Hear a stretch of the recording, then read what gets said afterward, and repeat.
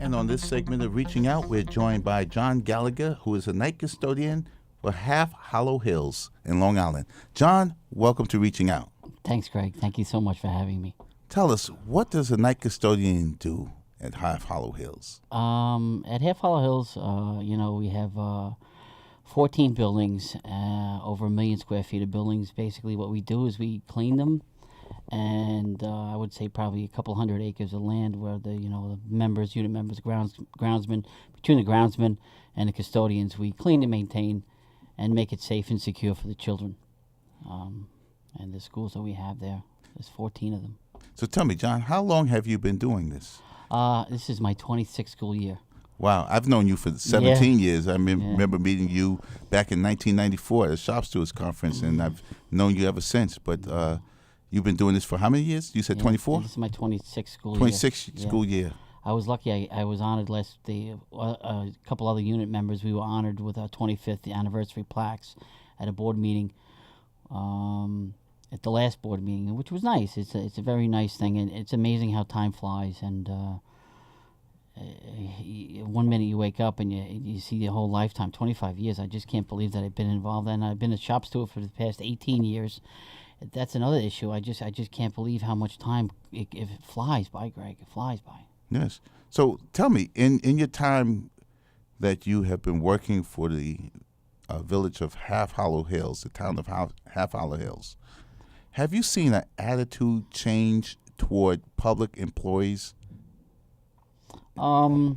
As far as the way we treat it at Half Hollows, or do you think basically as far as on Long Island itself? I would say as far as Half Hollow, the employer, it hasn't been that bad or any. I would say Long Island as a whole, I think it would be a different story, and I think that for the most part, the union worker is vilified in a lot of newspapers. I would say I've seen that in any public pensioner. I would say, especially with Newsday, if anyone has a public pension, somehow you're a villain. And when I graduated from college in '89, it was kind of strange because I kept a public job, and many of my other friends really, they went on into business and private business, worked for banks and so on and so forth.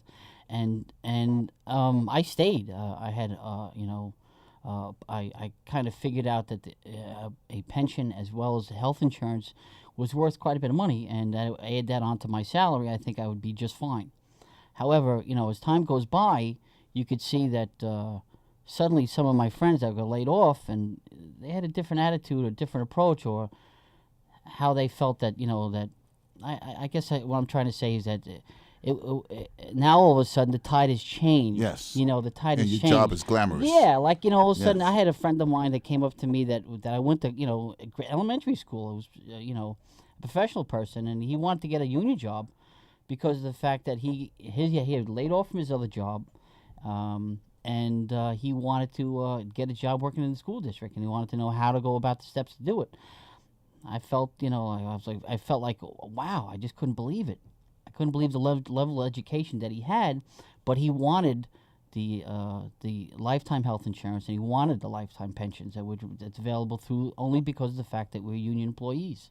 So, John, you chose to forego a lucrative career, probably on Wall Street. You could have worked on Wall Street to come and work for the town of Half Hollow Hills. I don't know. I don't know if I just what I did is I don't know if it was that, if I really didn't forego that, but what I did look and weigh the opportunities, and I did say that, well, you know what, where I am right now, I did this job when I was in college, and it was hard working full time, going to school, as well as doing my job at Half Hollow, but it was when I graduated, I didn't really, I always built into that my weighing my options. When you weigh your options, as you know in life, you'd say, well, this is worth something. My lifetime health insurance and my lifetime pension is worth something.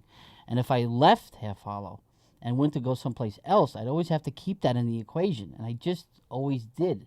Now, sometimes other people don't always do that, and they don't always weigh that option. So I did. Now, I'm not wrong because I did. No, you're not. I kept it fully in the equation. So. Well, John, thank you. That's all the time we have for this segment of Reaching Out. I want to thank you for tuning in. I'm Gregory Floyd. Goodbye.